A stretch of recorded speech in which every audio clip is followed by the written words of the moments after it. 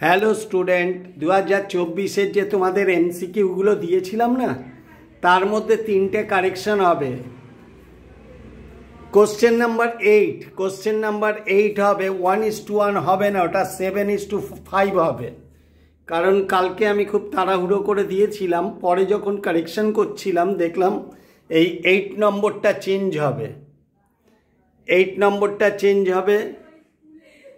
তারপরে তোমার 15 নম্বরটা চেঞ্জ হবে, ওটা 12 হবে না, 16 হবে। ওটা 16 হবে। আর একটা চেঞ্জ হবে 21-এ চেঞ্জ হবে। এটা যদি ব্র্যাকেট করো না, তখন এটা প্লাস হয়ে যাবে।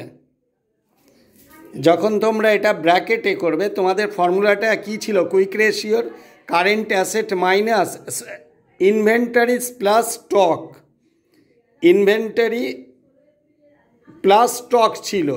যেহেতু এটা ব্র্যাকেটটা নেই, এই ব্র্যাকেটটা নেই বলে মাইনাস হবে। কারণ এটা যখন ব্র্যাকেট করবে না, এই মাইনাস কমন এলে এটা প্লাস আপনা হয়ে যাবে। ওই জন্য অ্যান্সারটা ডি হবে। তাহলে দেখো, question number 8 7:5, question number 15 D 16 টাকা হবে, 16 রুপিস। আর কোশ্চেন নাম্বার 21 ডি হবে current asset minus inventories minus prepaid expense. কারণ এটা যখন ব্র্যাকেট করবে তখন মাইনাস কমন হলে এটা প্লাস হয়ে যাবে, ঠিক আছে? ওই জন্য তোমরা একটু এমসিকিউগুলো আরেকবার মিলিয়ে নিও, তাহলে খুব সুবিধা হবে। আগেরটা থেকে 3টে কারেকশান হবে, তোমরা এগুলো প্রত্যেকটা ভালো করে দেখে নিও।